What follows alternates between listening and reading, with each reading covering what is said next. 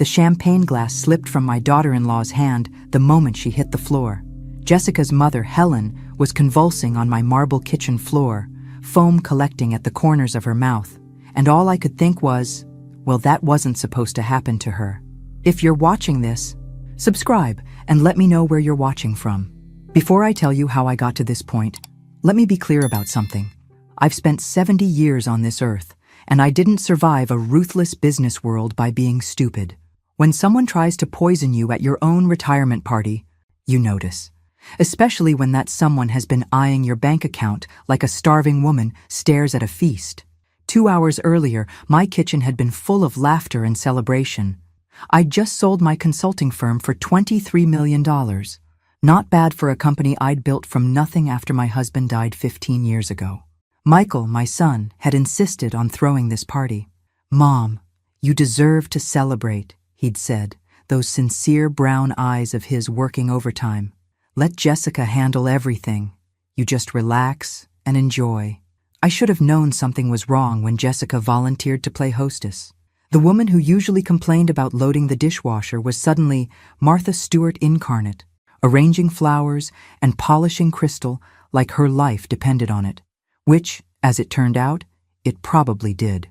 The party was lovely, I'll give her that. About 30 people from my professional life, a few neighbors, and family. Jessica had even hired a bartender. "Nothing's too good for you, Sarah," she'd gushed, squeezing my arm with those perfectly manicured nails that cost more than most people's weekly groceries. I was making small talk with my former business partner when I saw it. Jessica, standing near the champagne table, glancing around nervously before pulling a small vial from her purse. My blood turned to ice as I watched her empty the contents into a specific glass, the one with the tiny chip on the rim that I always used at parties. Now, a sensible person might have screamed, might have called the police, might have confronted her right there. But I've learned that sometimes the best way to catch a snake is to let it think it's cornered a mouse. So I smiled, nodded at whatever my business partner was saying about market trends, and kept watching. Jessica picked up my doctored champagne and began walking toward me, her face a mask of daughterly concern. "Sarah, you look tired," she said, offering me the glass. "Here, have some champagne. You've earned it." I took the glass, thanked her warmly, and waited. About 10 minutes later, when she was distracted showing off her new tennis bracelet to the neighbors, I quietly switched glasses with her mother, Helen, who was standing nearby, looking rather lost without a drink.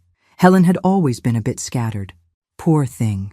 She grabbed the nearest glass without thinking, the one I just placed next to her purse. Within 5 minutes, she was complimenting the champagne's interesting flavor and asking if I'd ordered it from somewhere special. The rest, as they say, happened rather quickly. I knelt beside Helen while Jessica screamed for someone to call 911. Her performance of shocked devastation almost convincing. Almost. The problem with being a murderer is that genuine panic and fake panic look very different when you know what to watch for. "What happened?" my son Michael demanded, pushing through the small crowd that had gathered. His face was pale, but I caught something else in his expression. A quick glance toward Jessica that lasted just a fraction too long. "I don't know," Jessica sobbed, clutching my arm. "She just collapsed. 1 minute she was fine, the next—" She gestured helplessly at her mother, who was now unconscious but still breathing. Thank God. The paramedics arrived within minutes. As they worked on Helen, loading her onto a stretcher, I found myself studying my son's face. 32 years of motherhood had taught me to read his moods like weather patterns. Right now, he looked like a man watching his carefully laid plans crumble in real time. "Which hospital?" I asked the lead paramedic. "St. Mary's. Are you family?" "Close friend," I said, glancing meaningfully at Jessica, who was too busy hyperventilating to notice. "I'll follow in my car." Michael stepped forward quickly. "Mom, you don't need to do that. We'll handle everything. You should stay here. Clean up from the party." How thoughtful. Keep the target at home while they figured out what went wrong with their little plan. "Nonsense," I said firmly. "Helen is practically family. I'm coming." I grabbed my purse and keys before anyone could argue. At the hospital, I made sure to stay close enough to overhear the medical staff's conversations. Helen's condition was listed as acute poisoning, cause unknown. The doctor mentioned something about plant alkaloids to the nurse, specific enough to make me think someone had done their homework on untraceable toxins. Jessica paced the waiting room, her designer heels clicking against the linoleum like a metronome counting down her anxiety. Michael sat rigidly in a plastic chair, his phone buzzing constantly with texts he seemed reluctant to answer. "This is just terrible," Jessica said for the 5th time. "Poor Mom.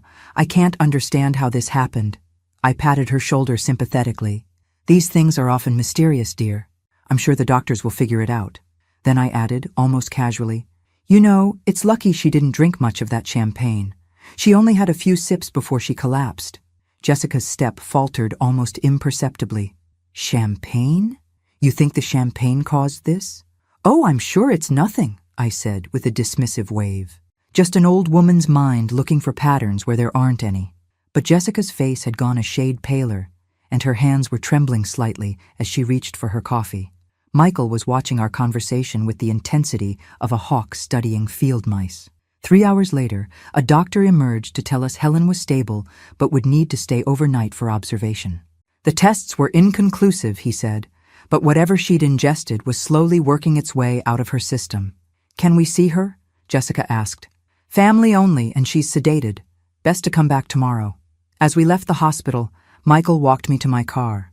"Mom, maybe you should stay with us tonight, eh? After what happened, I'd feel better if you weren't alone." How considerate.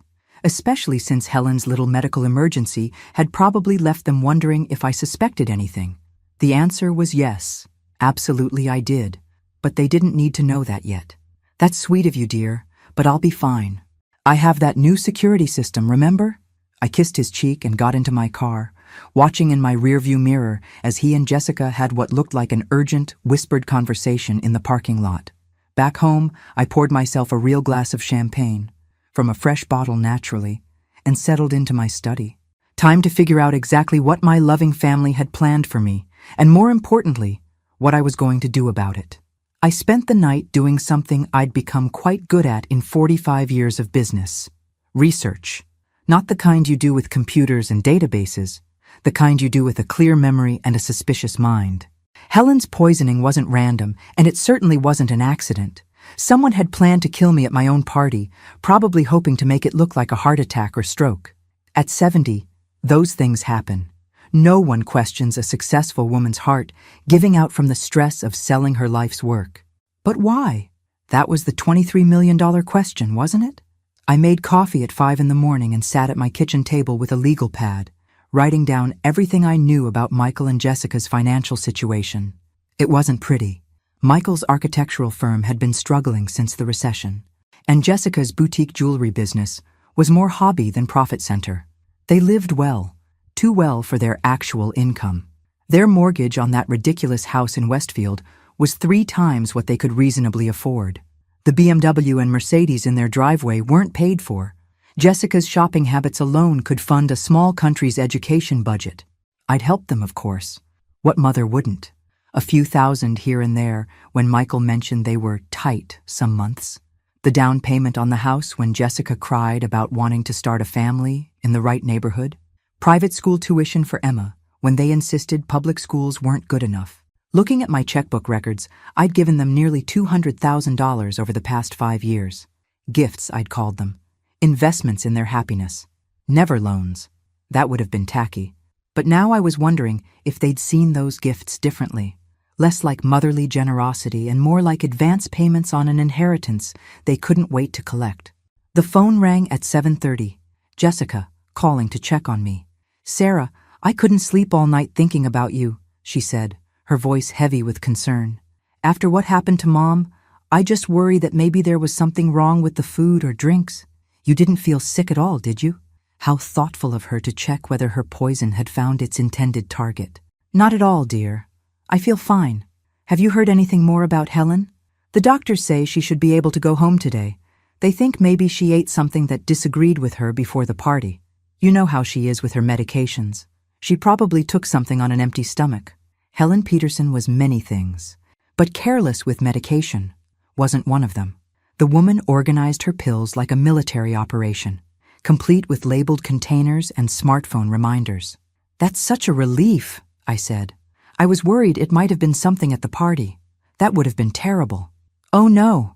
Definitely not, Jessica said quickly. The doctors were very clear it wasn't food poisoning, just one of those things. Interesting how quickly she wanted to shut down any investigation into what happened at my house. Almost as if she was worried someone might test the remaining champagne. After hanging up, I walked to my kitchen and looked at the bottle Jessica had opened for the party. Still 3/4 full, sitting innocently on my counter. I wondered what would happen if I had it tested at a lab. Not that I needed proof for myself, I knew what I'd seen. But evidence might be useful later. My doorbell rang at 9 o'clock. Michael stood on my front porch holding a box of pastries from my favorite bakery, looking every inch the concerned son. "Thought you might want some breakfast," he said, kissing my cheek. "You probably didn't eat much yesterday after everything that happened." I let him in and made fresh coffee while he arranged the pastries on a plate. Watching him move around my kitchen, opening cupboards he'd known since childhood, reaching for sugar without asking where it was kept, I felt a strange sadness. This was still my little boy, the one who used to bring me dandelions and proudly display his elementary school artwork on my refrigerator. When had that boy turned into a man who stood by while his wife tried to murder his mother? "How are you holding up, Mom?" he asked, settling across from me at the breakfast table. "Oh, you know me. Takes more than a little excitement to rattle these old bones."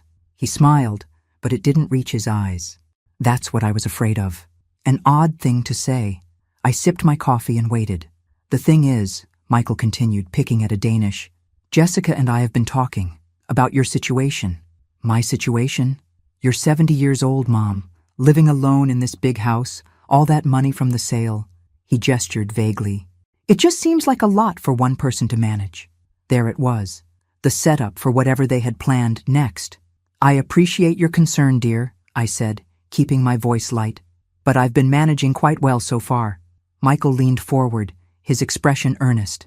"Have you, though? I mean, yesterday's accident with Helen? What if that had been you? What if you'd collapsed, and no one found you for hours?" The audacity was breathtaking. He was using their failed murder attempt as an argument for why I needed their protection. "Michael, Helen collapsed at a party with 30 witnesses and paramedics arrived in minutes. I'd hardly call that a cautionary tale about living alone. That's not what I meant." He ran his hands through his hair, a gesture I remembered from his teenage years when he was about to ask for something he knew I'd refuse. "Look, Jessica and I have been doing some research. There are some really nice communities for active seniors. Places where you'd have people around, activities, medical staff on site." Ah, the nursing home pitch. How convenient that they'd already been researching options for me. "How thoughtful," I said. "And I suppose you found something specific in mind?" "Actually, yes." He pulled out his phone and showed me a glossy website. "Sunset Manor. It's only 20 minutes from our house, so we could visit all the time. They have a golf course, a spa, cultural activities. It's more like a resort than a retirement home." I studied the pictures of smiling elderly people playing bridge and doing water aerobics. Everyone looked so peaceful and content, probably because they were heavily medicated. "The only thing is," Michael continued, "there's usually a waiting list. But if someone wanted to move in quickly, they'd need to pay the full entrance fee up front. It's significant, about $400,000, but it covers everything. Housing, meals, medical care for life. $400,000. That would make a nice dent in my liquid assets, wouldn't it? And once I was safely tucked away in Sunset Manor, who would have power of attorney over the remaining $22 million? Who would be making decisions about my care and my money?" "It sounds lovely," I said. "But you know, I'm quite happy here. This house holds so many memories of your father. Mom, Dad's been gone 15 years. Don't you think it's time to start a new chapter?" The gentle concern in his voice made my heart ache. If I hadn't seen what I'd seen last night, I might have actually considered his suggestion. My son, worried about his aging mother, wanting to make sure she was safe and cared for. It would have been touching. Instead, it was terrifying. "I'll think about it," I said finally. "It's a big decision." Michael's relief was visible. "Of course. Take all the time you need. Maybe we could drive out there next week." "Just to look around?" "Maybe." I stood up and began clearing the breakfast dishes. "You know, I should call Helen today. Make sure she's feeling better. Actually, Mom, Jessica asked me to tell you that Helen probably needs to rest for a few days. The doctor said visitors might be too stimulating while she recovers. How convenient. Keep me away from the victim until the evidence is out of her system and she can't remember details clearly. After Michael left, I sat in my study and thought about timing. They'd waited until after I sold the company to make their move. Smart. If I'd died 6 months ago, my $23 million would have gone to Michael in my will anyway. But as a gift from a living person, it would face different tax implications. Killing me now, especially if they could manufacture signs of declining mental capacity first, would give them grounds to challenge any recent changes to my estate plans. The phone rang. My attorney, David Hartwell, returning a call I'd made earlier. Sarah, good to hear from you. How was the retirement party? Eventful, I said. David, I need to see you. Soon. Is everything all right? I looked out my study window at the garden my husband had planted 20 years ago. The roses were blooming beautifully, despite having no one to tend them, but an old woman who apparently couldn't be trusted to manage her own life. I'm not sure, I said, but I think I'm about to find out. David Hartwell had been my attorney for 20 years, which meant he'd seen me through my husband's death, the building of my business, and every major decision since. A thin, precise man who kept his emotions carefully controlled, David was exactly the kind of lawyer you wanted when you suspected your family was trying to kill you. His office overlooked downtown from the 15th floor, all dark wood and leather chairs designed to inspire confidence. I'd always felt safe here, surrounded by law books and the subtle smell of expensive cologne. Tell me everything, David said after his secretary brought us coffee and closed the door.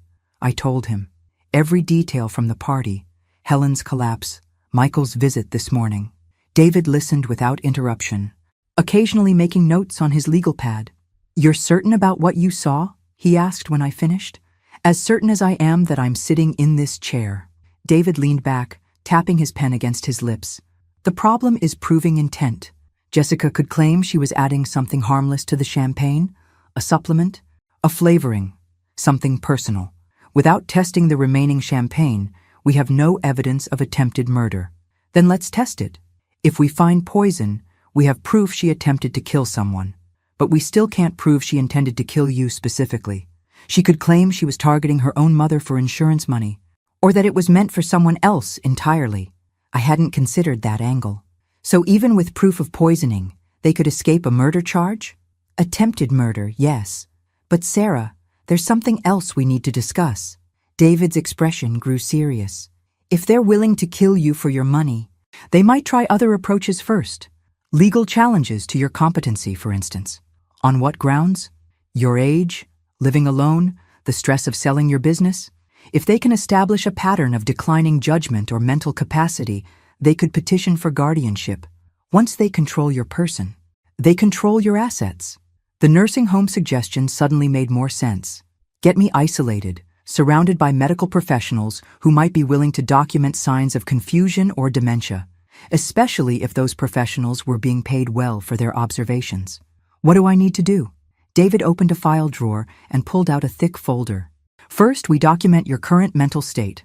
I'll arrange for you to be evaluated by a geriatric psychiatrist, someone who specializes in competency assessments for elderly clients.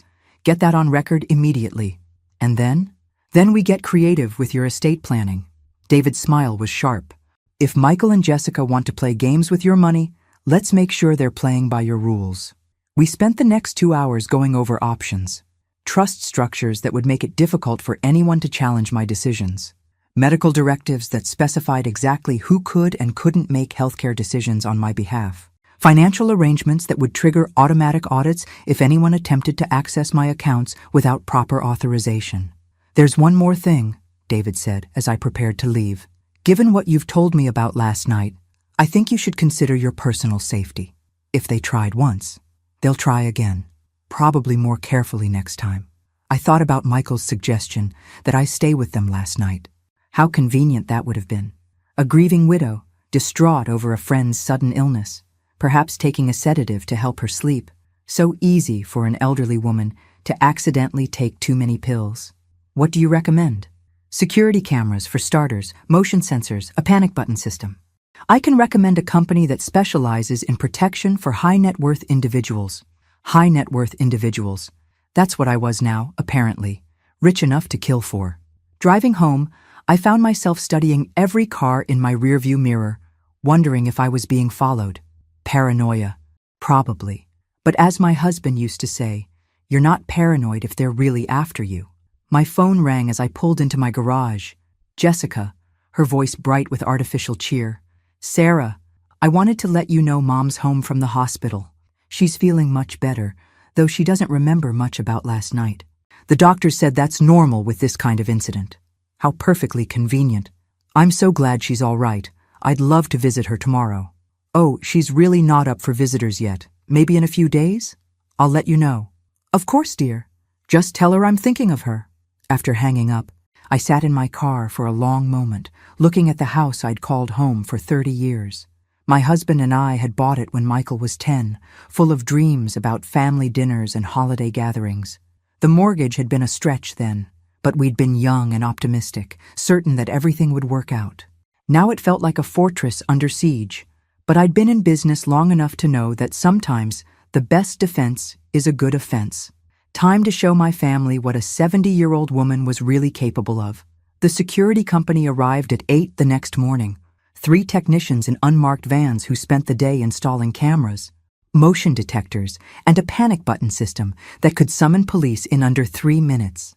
I told the neighbors I'd been having problems with package theft. A believable enough story in any suburban neighborhood. By afternoon, my house was better protected than most jewelry stores. But the real security came from the envelope David's messenger delivered at 2 o'clock. My updated will, trust documents, and medical directives all properly witnessed and notarized. If Michael and Jessica wanted my money, they'd have to wait for it, and they'd get a lot less than they expected. The new will cut Michael's inheritance from everything to a modest trust fund that would pay him $50,000 a year for life, enough to live comfortably, but not enough to fund their current lifestyle. The bulk of my estate would go to cancer research, with smaller amounts to several charities I'd supported over the years. As for Jessica, she got nothing, not a penny.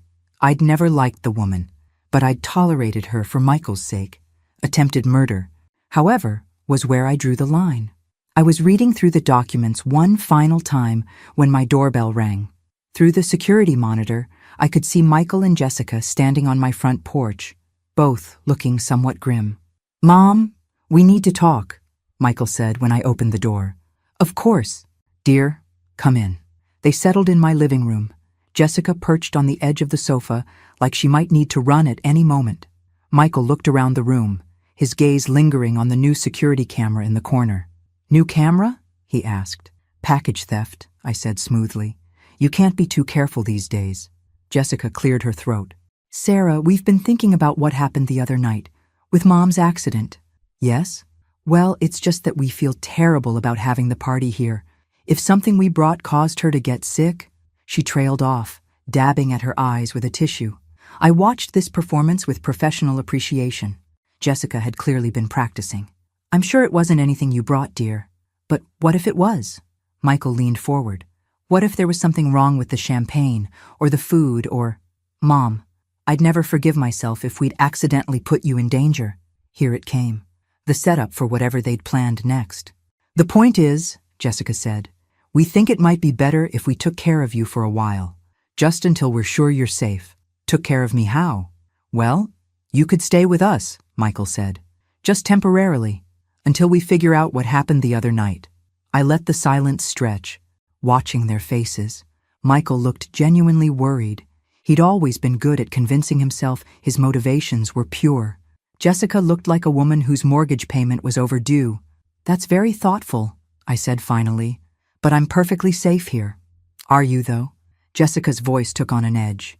"You're 70 years old, Sarah, living alone. What if something happens and no one finds you for days?" The same argument Michael had made yesterday. They were working from a script. "What if you have a fall?" Michael added.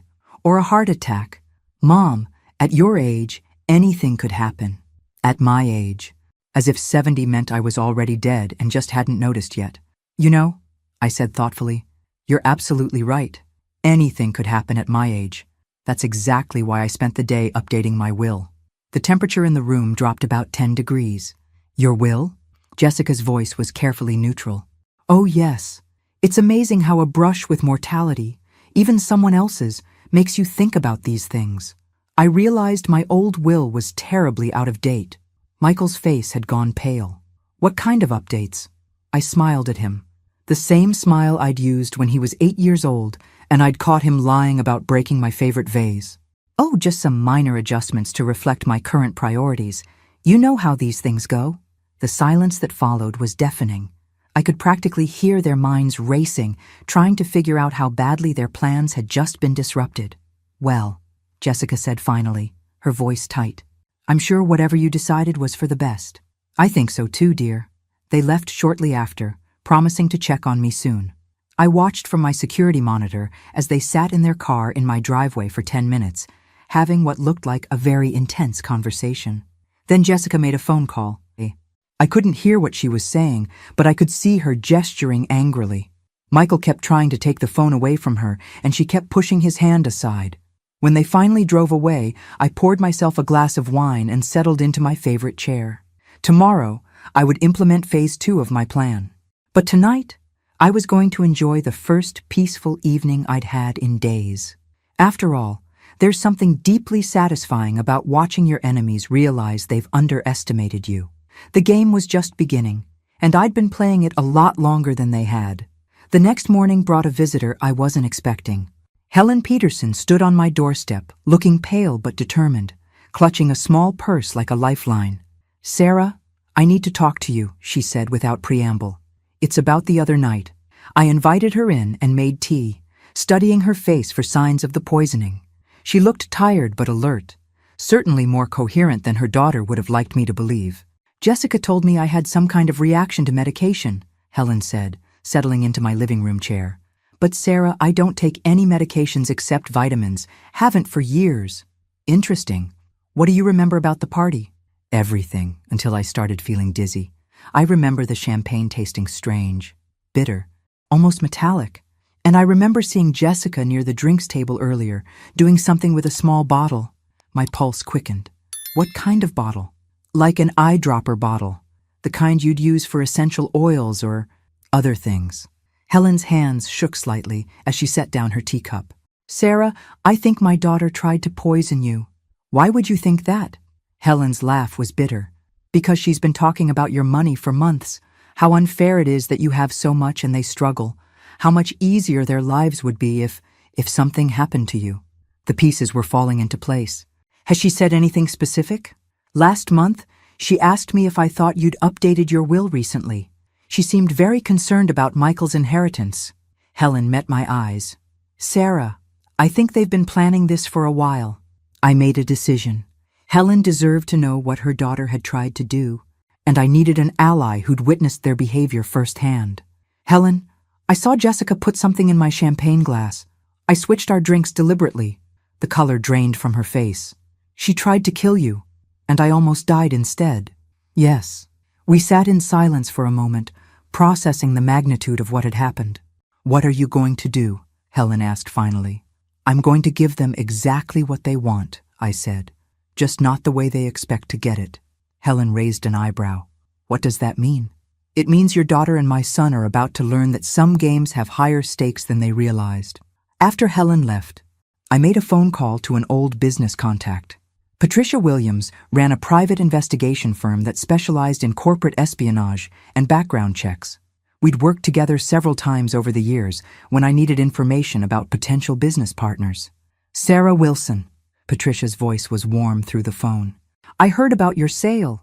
Congratulations. Thank you. Patricia, I need a favor, a personal one. What kind of favor? I need to know everything about my son's finances. Bank accounts, credit cards, loans, investments, everything.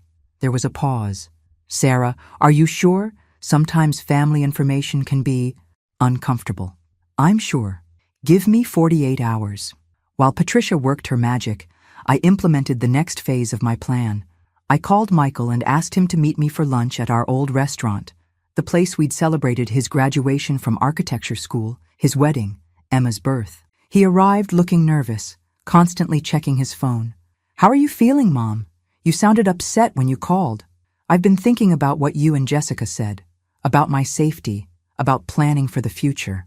His face brightened. "And?" "I think you're right. I think it's time to make some changes." Michael leaned forward eagerly. "What kind of changes?" "Well, I've been looking into Sunset Manor, the place you mentioned. I called them this morning." "That's wonderful, Mom. I think you'll really like it there. They do have an opening, but it needs to be filled quickly. Someone else is interested in the same unit." "How quickly?" "Next week. I'd need to pay the entrance fee by Friday to secure it." Michael's excitement was palpable. "That's not a problem, is it? You have the money from the sale." "Of course I do. It's just, well, it's a big step.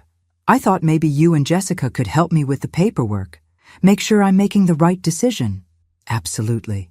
We'd be happy to help." I smiled at my son, memorizing his face. In a few days, that eager expression would change to something very different. "There's just one thing," I added casually. "The facility requires all residents to have a power of attorney on file.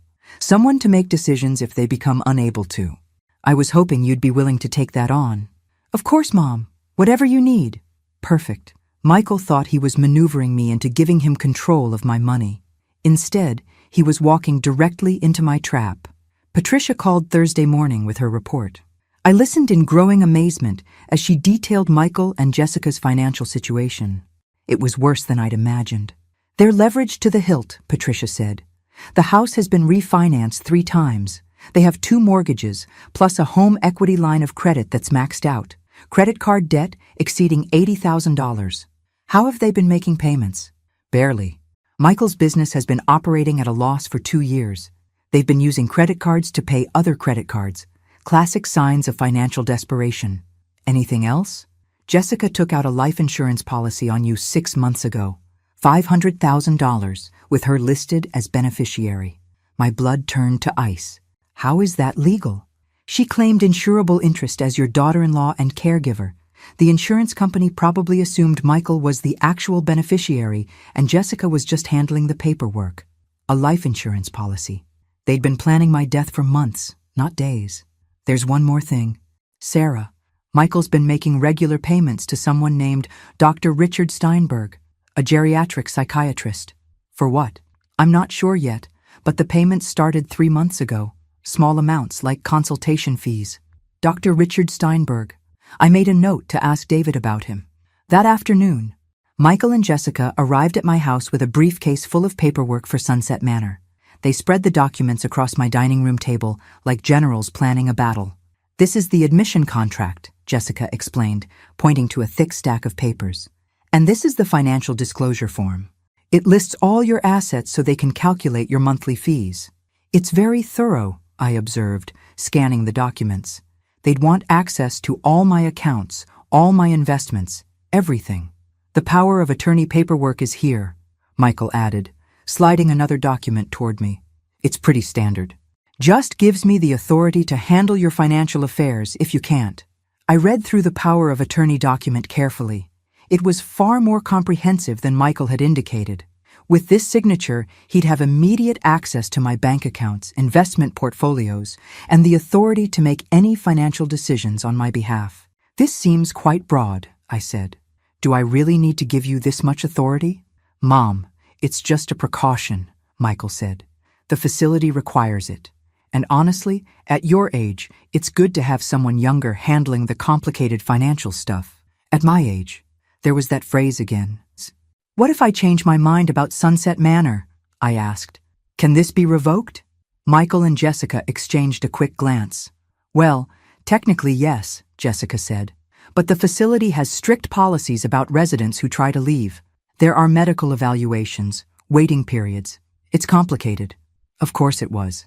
Once I signed these papers and moved to Sunset Manor, they'd control my money and could make it very difficult for me to leave, especially if Dr. Richard Steinberg was standing by to evaluate my mental competency. "I need to think about this overnight," I said, gathering the papers. "It's a big decision." Michael's face fell. "Mom, remember we need to submit everything by tomorrow if you want the unit." "I understand. I'll have an answer for you in the morning." After they left, I called David Hartwell. "David, what can you tell me about Dr. Richard Steinberg?" Steinberg? He's a geriatric psychiatrist, specializes in competency evaluations for elderly patients. Why? My son's been paying him for consultations. There was a long pause. Sarah, Steinberg has a reputation for being accommodating to families who are concerned about an elderly relative's judgment. His evaluations tend to support whatever outcome the family is seeking. You mean he's willing to declare people incompetent for money? I couldn't say that officially. But I've seen several cases where families use Steinberg's evaluations to gain control of an elderly person's assets. The picture was becoming crystal clear. Michael and Jessica weren't just after my money. They'd developed a comprehensive plan to take it. Get me into Sunset Manor under the guise of safety and care. Use the power of attorney to access my accounts. If I resisted or tried to leave, have Dr. Steinberg declare me mentally incompetent. It was actually quite clever. If I hadn't seen Jessica poison the champagne, I might have walked right into their trap. David, I need you to prepare something for me, I said. And I need it ready by tomorrow morning. What kind of something? The kind that's going to teach my family a lesson they'll never forget. That evening, I sat in my study going over the plan one more time. Everything had to be perfect. Tomorrow, Michael and Jessica would get exactly what they deserved. But first, I had one more phone call to make. Friday morning arrived gray and drizzling, the kind of weather that made everything seem ominous, perfect for what I had planned. Michael and Jessica arrived at 9 sharp, both dressed like they were attending a business meeting, which in a way they were. Have you decided, Mom? Michael asked, settling into my living room with barely contained excitement. I have. I pulled out the Sunset Manor paperwork, now signed and notarized. I think you're right. It's time for me to start this new chapter. Jessica's relief was visible. Oh, Sarah, I'm so glad. Oh, you're going to love it there. I'm sure I will. And Michael? I've signed the power of attorney papers as well. Michael's hands actually trembled as he took the documents. This is the right decision, Mom. You won't regret it. I smiled at him. I'm sure I won't. We spent the next hour going over the financial paperwork. Jessica had a laptop open, furiously typing as I provided account numbers and access codes. Every few minutes, she'd share a meaningful look with Michael, like children who couldn't believe Christmas had come early. There's just one more thing, I said when we'd finished. I need to sign some additional paperwork with my attorney before the transfer is official. Something about tax implications for large financial transactions. Of course, Michael said. Do you want us to drive you to his office? Actually, he's coming here. David should arrive any moment. As if on cue, the doorbell rang, but it wasn't David Hartwell standing on my porch. It was Detective Lisa Morrison from the local police department, along with a colleague I didn't recognize. Mrs. Wilson, I'm Detective Morrison. We need to speak with you about an incident that occurred at your home earlier this week. Michael stood up quickly. What kind of incident? A suspected poisoning, Detective Morrison said, her gaze moving between Michael and Jessica. We understand there was a medical emergency here during a party? Jessica's face had gone very pale. That was my mother. She had a reaction to her medication. The doctors said it wasn't serious. Actually, Mrs. Wilson, that's not what the hospital reported. Detective Morrison pulled out a notebook. The toxicology results show your mother ingested a concentrated amount of oleander extract. That's not a medication. It's a deadly poison. The silence in my living room was deafening. We also had the remaining champagne from that evening tested, the detective continued. The bottle that was opened for the party contained the same oleander extract. Someone deliberately poisoned that champagne. Michael was staring at Jessica with an expression of dawning horror. Jess, what did you do? I didn't do anything. Jessica's voice was shrill with panic. This is crazy. Why would I poison my own mother? That's what we're trying to figure out, Detective Morrison said. Especially since the champagne glass with the highest concentration of poison was originally intended for Mrs. Wilson here. Jessica looked like she might faint. Michael sank back into his chair, his face ashen. There's something else, I said quietly. Detective, show them the insurance policy. Detective Morrison nodded and pulled out another document. Mrs. Hartwell, we discovered you took out a $500,000 life insurance policy on Mrs. Wilson 6 months ago. That gives you a clear financial motive for murder. This is insane, Jessica whispered. Sarah, tell them this is insane. I looked at my daughter-in-law, this woman who'd pretended to care about me while planning my death. I saw you put the poison in my champagne glass, Jessica. I switched our drinks deliberately. Michael's head snapped up. You knew? You knew she was trying to poison you? I've known for days. I also know about your financial situation, about Dr. Steinberg, about your plan to have me declared incompetent. I know about everything. The power of attorney papers slipped from Michael's numb fingers. Mom, I didn't know about the poison. I swear to God, I didn't know she was going to try to kill you. But you knew about the rest of it, didn't you? The nursing home, the power of attorney, the plan to take my money. Michael's silence was answer enough. Detective Morrison stepped forward. Jessica Hartwell, you're under arrest for attempted murder. As they handcuffed Jessica, she turned to me with eyes full of rage. You think you're so clever, don't you? You have no idea what you've done. Actually, I said, I know exactly what I've done. After the police left with Jessica, Michael sat in my living room like a man in shock. He stared at the power of attorney papers scattered on the floor, occasionally running his hands through his hair. She said it was just about getting you somewhere safe, he said finally. She said you were becoming forgetful, making poor decisions. She convinced me you needed protection. And the money? That was about protection too? Michael's face crumpled. We're in so much debt, Mom. The business is failing. We're behind on everything. Jessica said if something happened to you naturally, we'd inherit enough to start over. But she never said anything about, he gestured helplessly, about murder? I thought we were just planning for the inevitable, getting things in place for when when I died of natural causes. How convenient that those natural causes needed a little help arriving. Michael looked up at me with tears in his eyes. I'm sorry. I'm so sorry. Mom, I never wanted to hurt you. I studied my son's face, looking for the truth beneath the remorse. Part of me wanted to believe him, wanted to think that Jessica had manipulated him into this situation. But I'd been in business too long to ignore red flags. Michael, show me your phone. What? Your phone.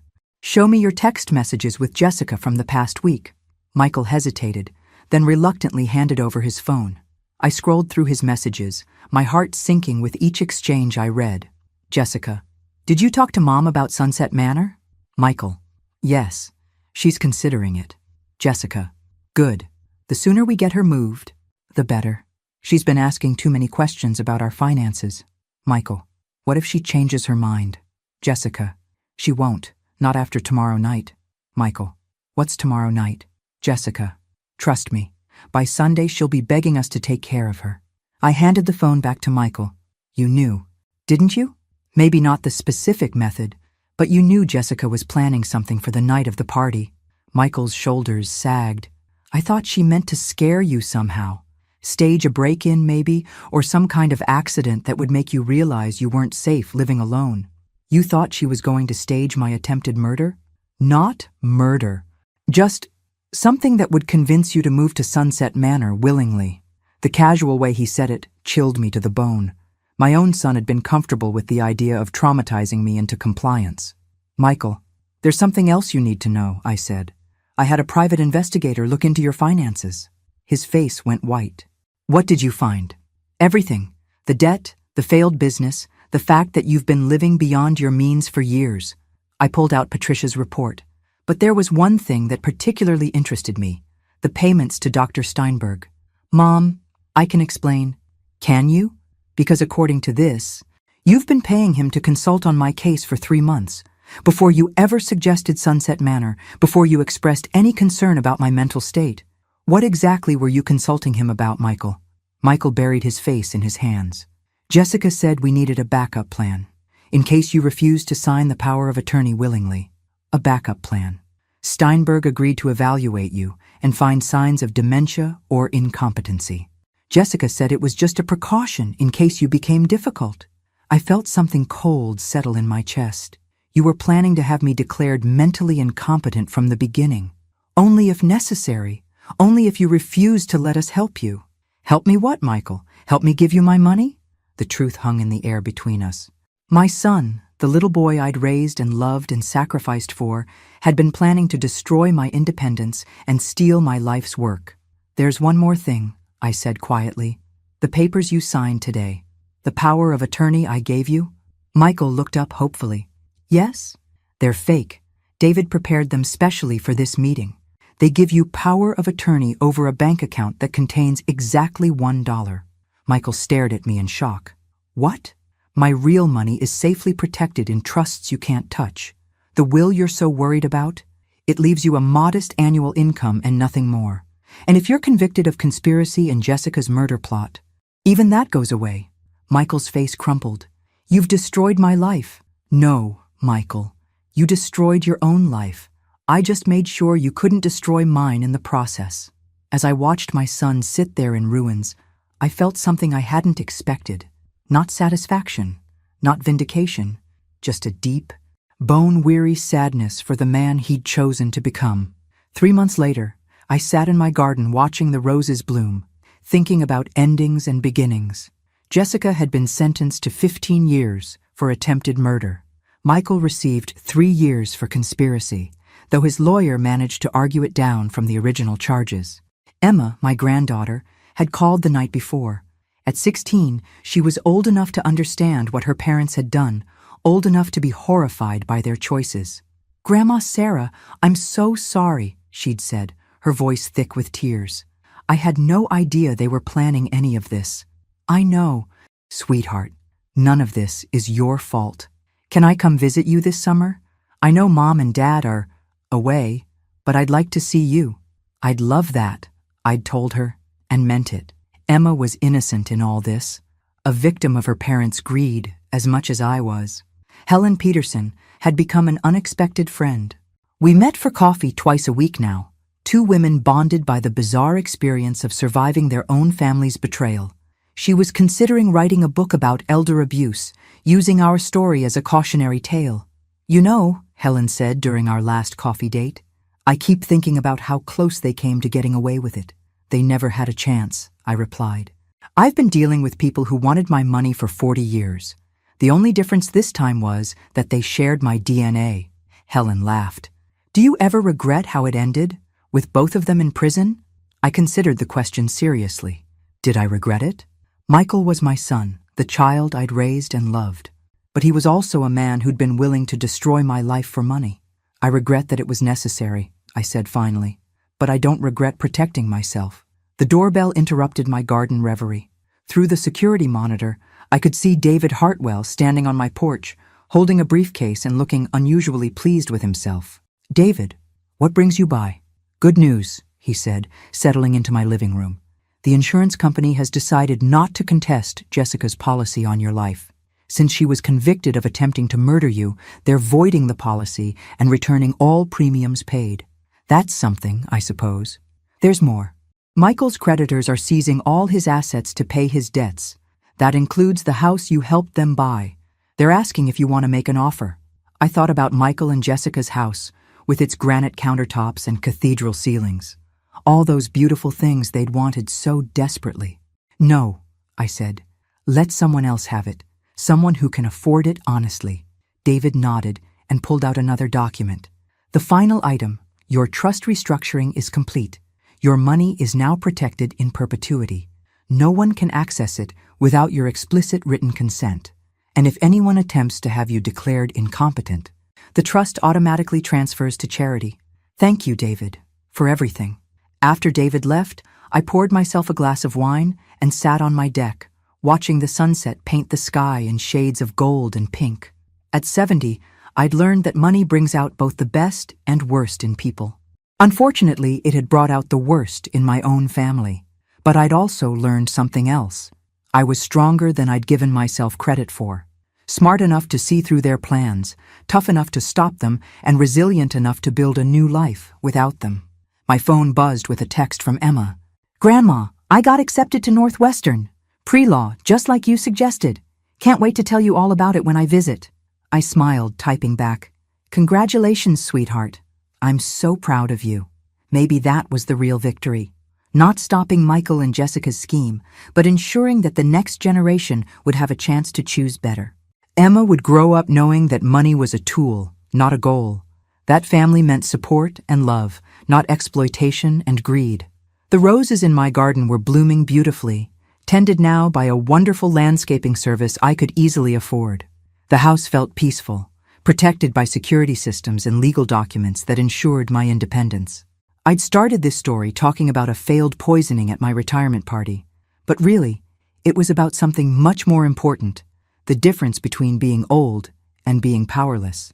I might be 70, but I was far from powerless. And anyone who tried to test that theory would learn, as Michael and Jessica had, that underestimating a sharp old woman is a very expensive mistake. Sometimes the best revenge is simply living well and making sure the people who wronged you don't get to enjoy the fruits of their schemes. I'd done both, and I'd sleep just fine knowing it. After all, at my age, a good night's sleep is worth more than all the money in the world. The fact that I had both was just a bonus. Thanks for listening. Don't forget to subscribe and feel free to share your story in the comments. Your voice matters.